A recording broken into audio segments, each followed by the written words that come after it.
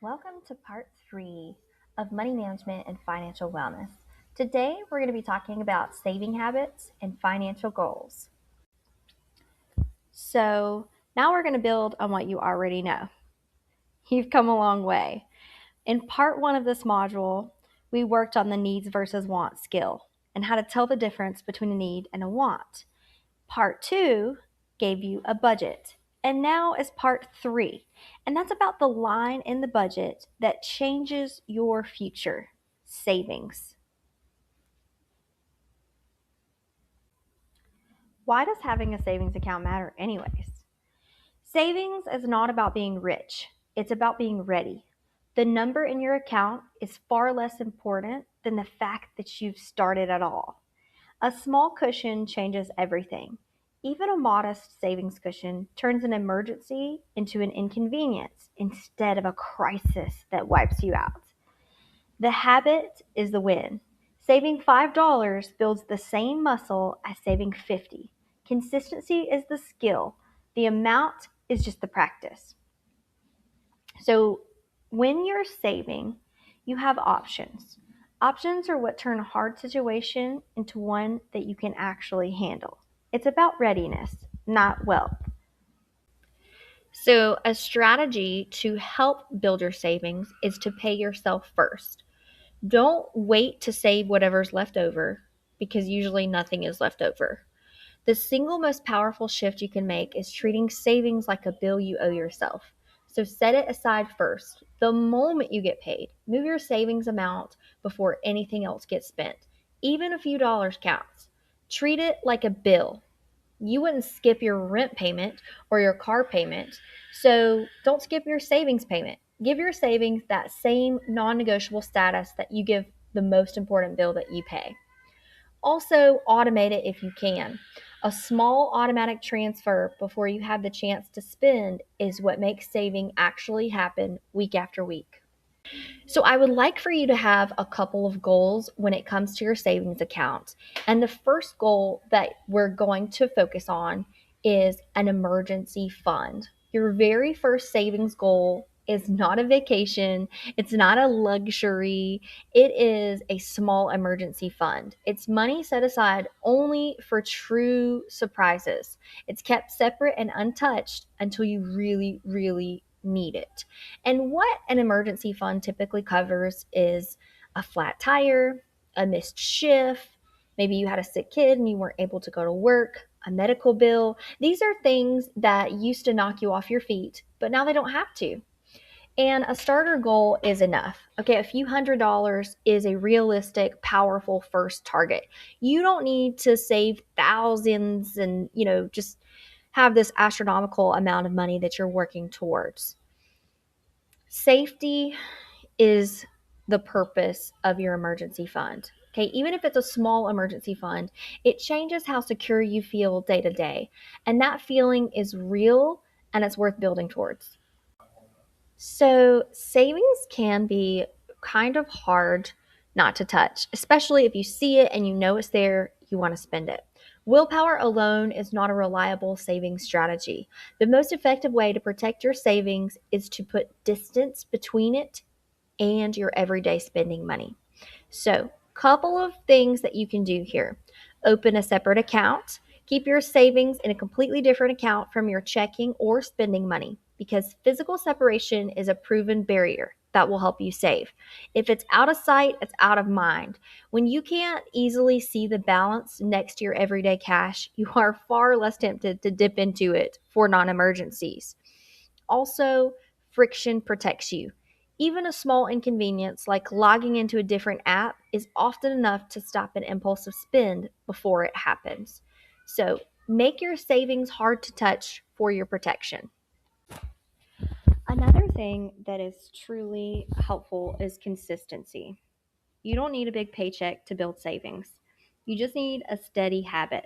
Small amounts, repeated consistently, add up to something real faster than most people expect. So just think about $20 per paycheck. Just a measly little modest $20 set aside each time you get paid. It adds up to over $500 in a single year. $500 per year. That is a starter emergency fund right there. It's a car repair. It's breathing room that you did not have before. So just think about consistency. That small and steady wins the race, one habit at a time. Slow and steady, still moving forward. Consistency beats intensity. One deposit at a time is how it gets built. What is a financial goal? A financial goal is not a vague wish. It's not something that just poofs out of nowhere. It's something specific that you're saving towards with a number, a reason, and a deadline. That combination is what turns a dream into a target that you can actually hit.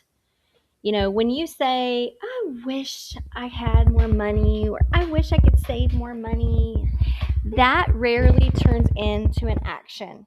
But if you have a goal and it's specific, save $300 for an emergency fund by December, whatever, that's specific, it's measurable, it's achievable. That is a target that you can work towards every single week.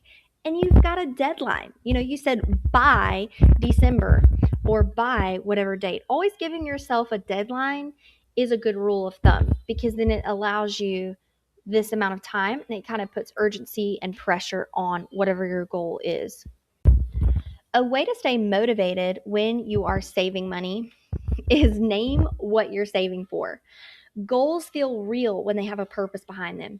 Naming your reason does not just help you plan, it gives you something to hold on to on the hard days. Think about things that you would plan for, like an emergency fund, the foundation. Knowing that you have a cushion changes how you show up every day.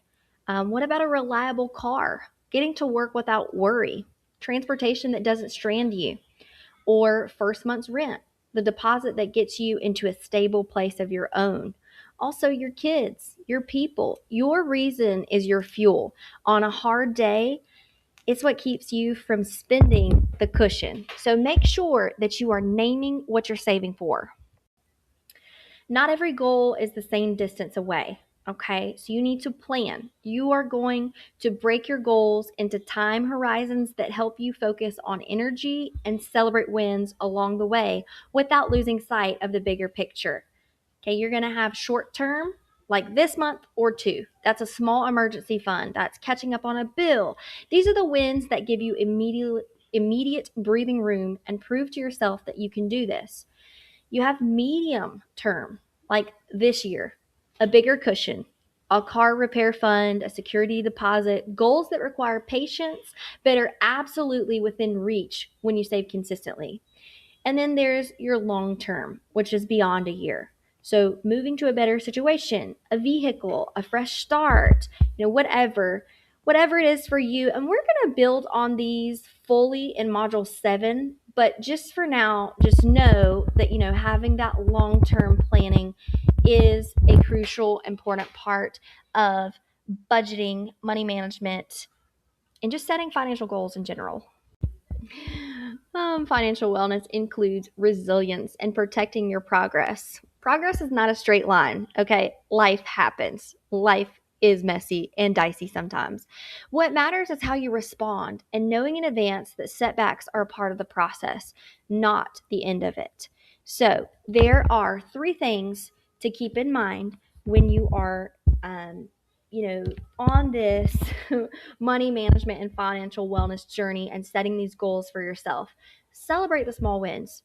Hitting a savings goal, even a little one, is real proof that you can do this. So acknowledge it because it matters. If you dip into your savings account, you build it back. Using your emergency fund for a true emergency is exactly what it's there for. That's not failure, that is the system working. Okay, so if you do dip into it, that's cool, fine and dandy, but make sure that you build it back because you are intending to use it for a true emergency. Also, slipping is not failing. Missing a week and starting again is still progress. Quitting is the only way to truly lose. Getting back up is literally the entire skill because life is messy and life does happen, and setbacks are a part of your progress, not the end of it. Now we're going to reflect on everything that we just learned and we're going to take one step forward. Every dollar you save is a message to yourself that your future matters. Sustainability is not something that happens to you, it's something you build one deposit at a time. Seriously. That's how sustainability gets built, one deposit at a time. It's just as simple as that. So, this week, I'm going to challenge you. I want you to pick one small savings goal. Give it a number and a reason. Then set aside your first amount, however small, before this week is over.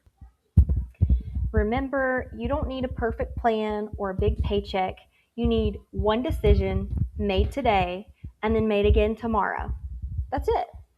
And also keep in mind that in Module 7 coming up, we're going to take your long-term goals and we're going to build a full plan around them with timelines, numbers, and roadmaps, or a roadmap that is yours.